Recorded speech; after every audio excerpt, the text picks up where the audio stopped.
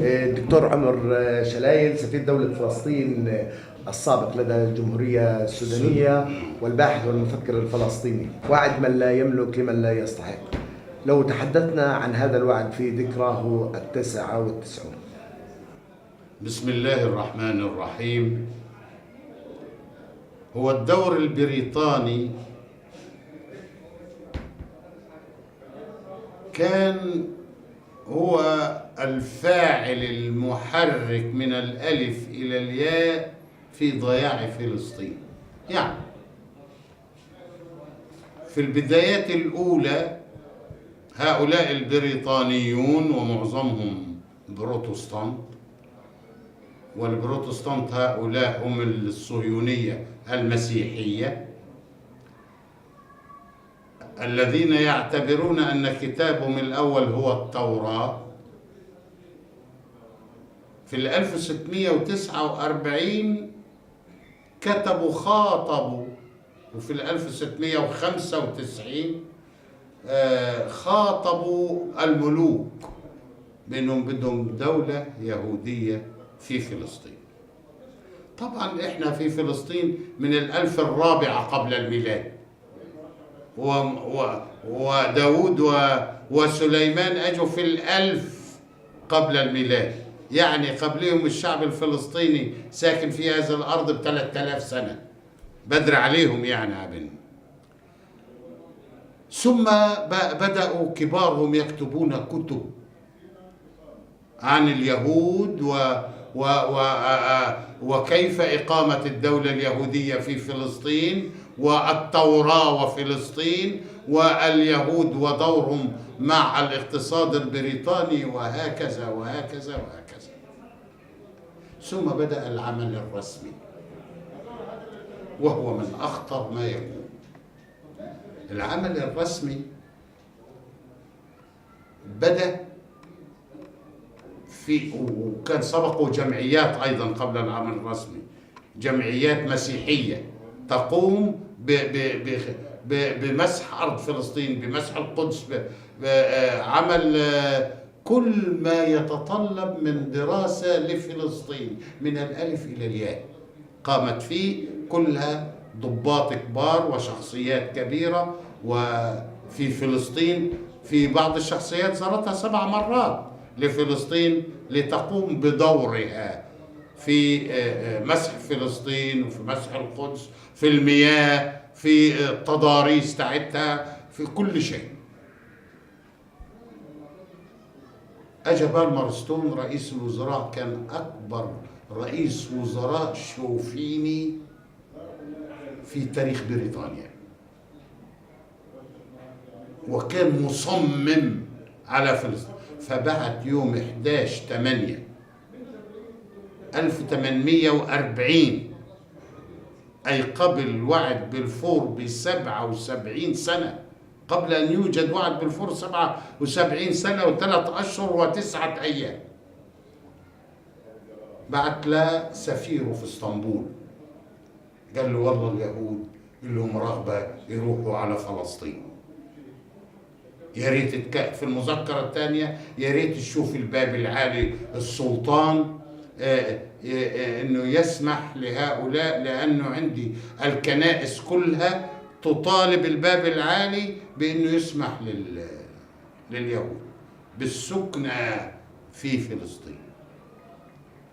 وهكذا ظل العمل متواصل إلى أن جاء هنري كامبل بنرمان رئيس وزراء بريطانيا في 1907، قال إنه إحنا، هذا مؤتمر المستعمرين القدامى، زي مين؟ زي بريطانيا وفرنسا وهولندا والبرتغال وهكذا.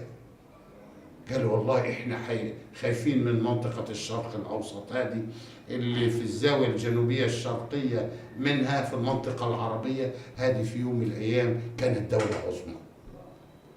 إحنا على مصالحنا، لأنه بريطانيا لها طريق طوله 1900 ميل من بريطانيا للهند، بمر في المنطقة. إحنا في فلسطين في أخطر زاوية استراتيجية في الكرة الأرضية، إحنا البوابة الغربية الطبيعية لآسيا.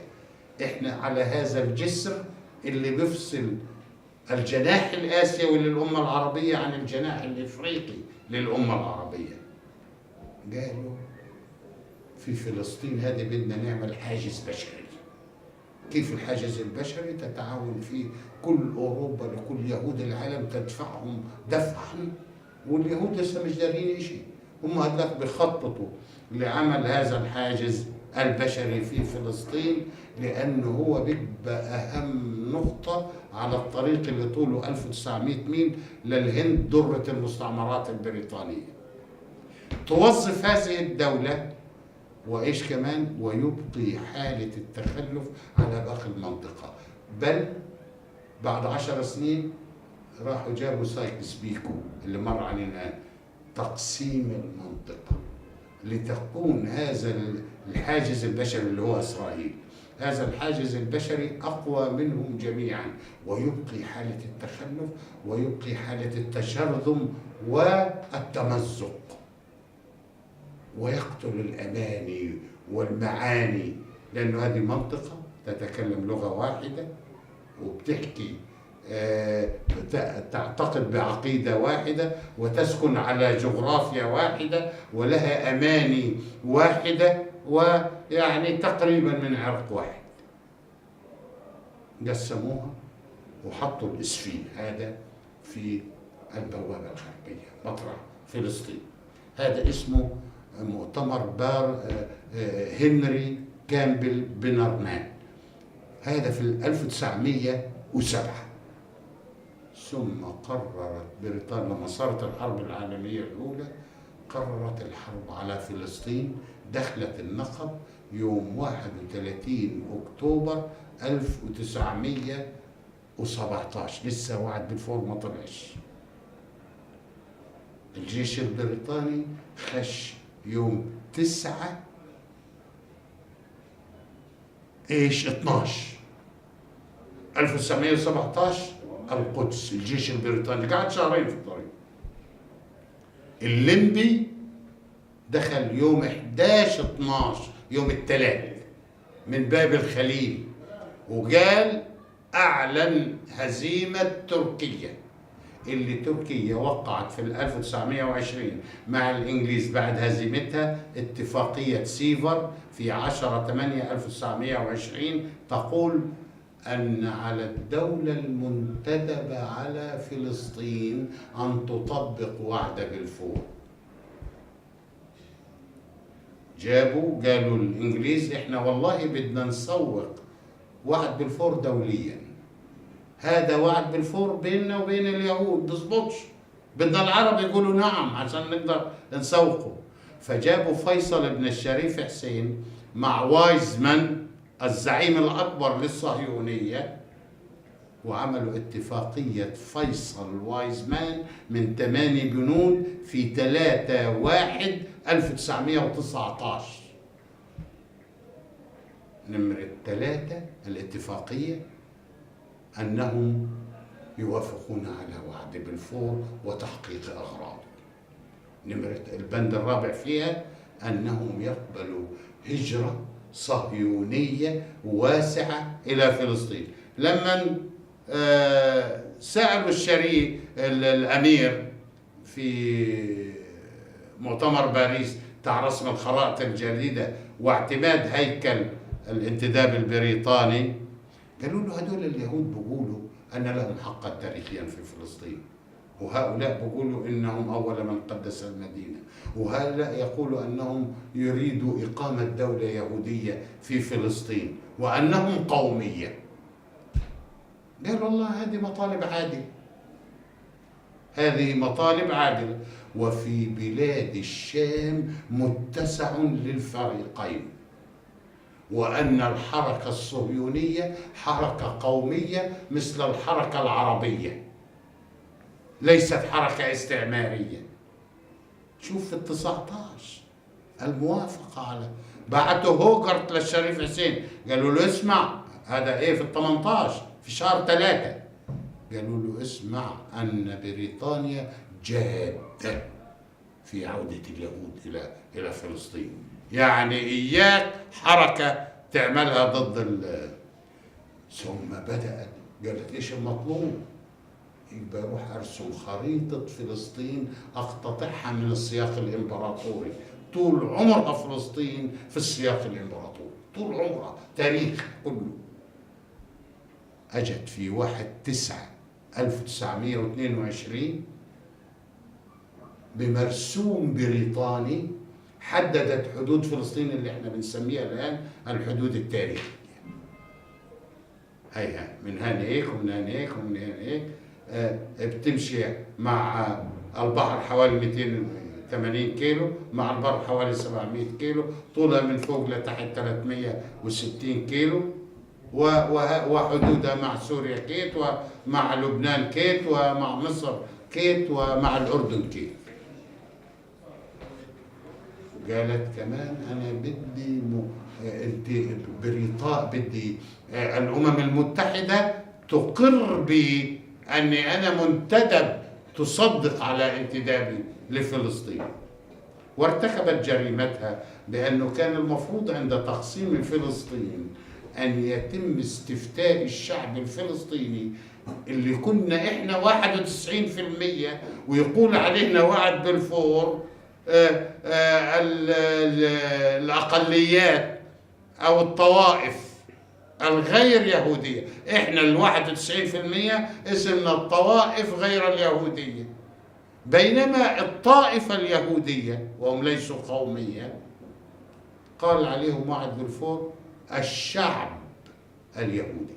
شوف، ينظر بعين العطف إلى الشعب اليهودي. أما هدول القلة اللي هم 7% كانوا، أما الكسر اللي احنا الشعب كنا، يقول علينا الطوائف غير. شوف اللف والدوران والكذب بتاع بريطانيا، وتقول على ألا يضار بحقوقهم المدنية والدينية. لما سألوا المندوب السامي البريطاني في القدس قال له ما إيش بالضبط إيش هي، عرف لنا الحقوق المدنية والدينية. قال حسنا هذه لا يمكن تعريفها على الإطلاق. كذب عشان يمشوا وهكذا بريطانيا تم سطوها على أرض الشعب الفلسطيني. يقول بلفور وزير الخارجية في مذكراته اللي كتبها إنه لم يكن لدى القوى الكبرى أي قصة تريد ألا إنها تخرقها، ما فيش عندها محرمات. نمرة 2 قال قد تكون، هذا بلفور اللي صانع القرار، قال قد تكون الصهيونية على حق أو تكون الصهيونية على باطل، لكن إن مصالح بريطانيا العظمى ليس مهما أمامها معاناة 700,000 من الفلسطينيين مقابل عظمة بريطانيا. يعني ولا شيء عنده 700. هل هذا يجوز وخاصة أن الحرب العالمية الأولى هي من نشأ فيها علم العلاقات الدولية التي تقول حل المنازعات بالطرق السلمية، المساواة بين الأديان. أجت الثورة الفلسطينية الفرنسية في 1791 ساوت بين الأديان، بعدين ساوت بعد الأمم المتحدة ساوت بين الشعوب والدول. في الأول كانت الدول المسيحية هي الدول وملوكها، صار الحين غير ذلك. إذن هذا يتم ويجري في عصر مختلف تماما عن العصر الأول. إذن ارتكبت بريطانيا الجرائم العظمى في حق الشعب الفلسطيني، لا يكفي فيها الأسف، لا يكفي على الإطلاق فيها الأسف، وإنما يكفي أنها تتحمل المسؤولية الكاملة عما عاناه الشعب الفلسطيني من تشريد. إحنا بعثرنا على 95 دولة، وبعثرنا على 61 مخيم، وعانينا الأمرين، وحطينا شهداء حتى 93 260,000 شهيد، و161,000 معوق، و250,000 جريح، و838 ألف مروا على الاعتقال. من أسبوعين 3 إسرائيل قالت أن الفلسطينيين اللي مروا على الاعتقال بلغوا الآن 1,000,000. أي من يعوض الشعب الفلسطيني عن هذا السطو اللي عبر أكثر من قرن ممارسة رسمية عملية؟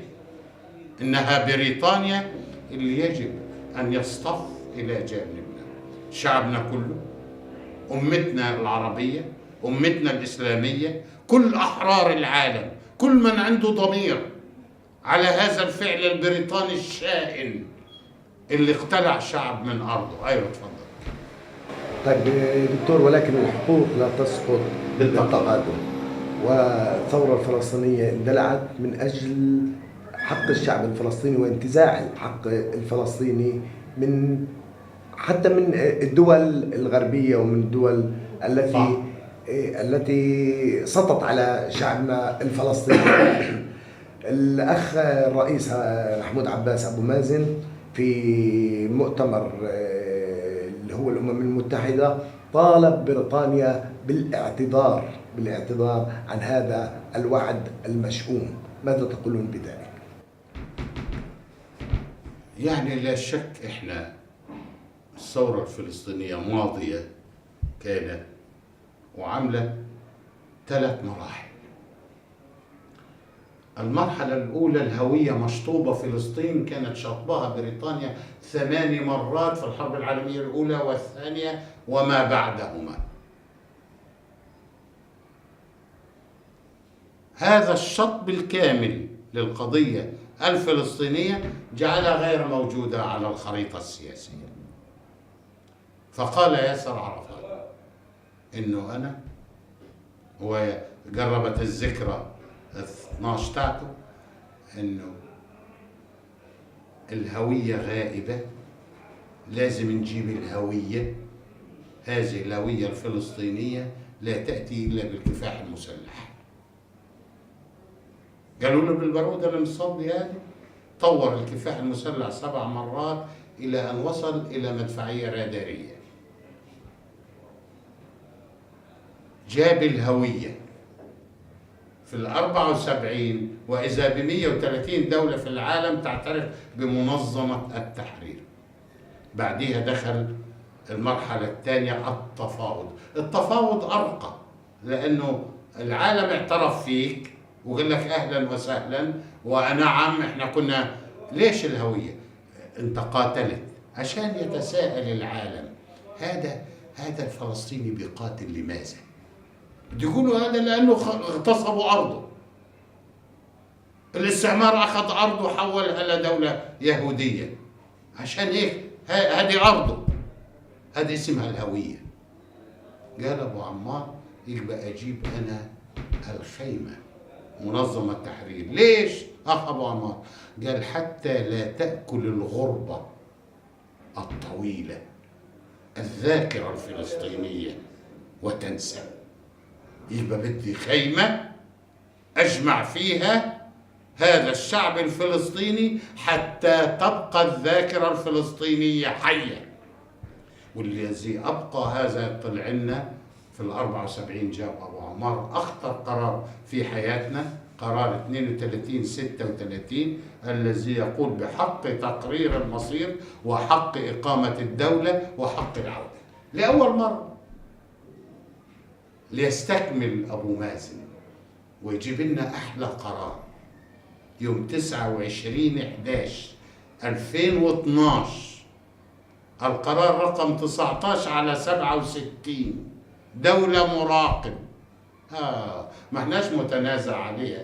إذا نشوف أنا قطعت مرحلة التفاوض وجبت في الآخر من الشرعية الدولية لأنها ميزان قوة إلي. ما عنديش ميزان قوة عسكري. اللي بيقولوا المقاومة هذا شعار، هذا شعار حتى تبقى القضية الفلسطينية في يد إيران بلا حل، عشان تقبل القدس ورقة جميلة في يدها زي ما كانت سوريا زمان عايزة هيك، بدهاش حل. حافظ الأسد غضب غضبا شديدا يوم أن علم أن ياسر عرفات قد عمل حلا في أوسلو، ولع ليه؟ هذه ورقة يستفاد منها، تجارة. فلذلك هذه القضية ماشية خطوة خطوة وبنجاح. انت بتفتكر سهل ضايل علينا صوت واحد نجيب دولة من الدرجة الأولى من مجلس الأمن؟ يا سلام. إذا أنا تقدمت من قضية مشطوبة إلى قضية العالم الأولى. لسه امبارح جابوا لنا القدس، هذه مش تاعت اليهود يا عم، هذه تاعت المسلمين. هذا ضرب عصا على نافوخ إسرائيل وفق قرار اليونسكو. اليونسكو قرارها اللي بتقول هذه إذا إحنا توظيف أمتنا، توظيف عالمنا الإسلامي، توظيف أهلنا، ترسيخ وحدتنا غلط. ولكن أنا بأرى في بوادر طيبة جدا من بعض قيادات حماس في النظرة إلى رأب الصدع. لازم ما فيش حل لنا جميعا، هاخد بالك، بدون رأب الصدع. وإن شاء الله هذا الشعب البارع القوي القادر الفاعل اللي وضع كل هؤلاء الشهداء عبر هذه المسيرة الطويلة طول عمرنا نتمت. بعدين انت بدك تعرف ليش هيك؟ لأنه إحنا من اسمنا في العلوم السياسية من الصراعات الممتدة. أنت تقدرش تقول بكرة على تحديد المثال إنه هيحصل كيت. ليه؟ لأنه صراعك مش مع إسرائيل بس، أنت صراعك مع القوى العظمى الولايات المتحدة الأمريكية. ليه؟ لأن الولايات المتحدة الأمريكية إذا فقدت إسرائيل اللي بتقعد الآن في الزاوية الاستراتيجية الحرجة، بتتراجع أمريكا إلى دولة من الدرجة الثانية والثالثة، زي ما بريطانيا لما خرجت من الشرق الأوسط راحت دولة من الدرجة الثانية أو الثالثة. إذن إحنا مصممين، الشعب الفلسطيني كله وشعبنا العربي كله رغم كل ما فيه من جراح وآلام على المضي كاملا حتى نرفع أعلام فلسطين فوق الكنائس وفوق المساجد وفوق كل بيت عربي وفلسطيني ومسلم.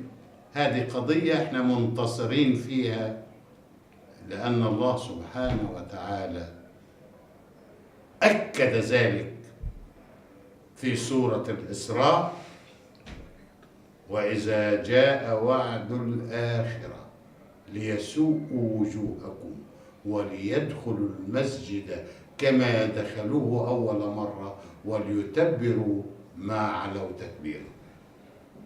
بهذه الكلمات نختم هذه المقابلة. دكتور عمر شلايل سفير دولة فلسطين في الجمهورية السودانية سابقا والمؤرخ والمفكر الفلسطيني، شكرا لك. الله يبارك فيك يا رب. الله يخليك.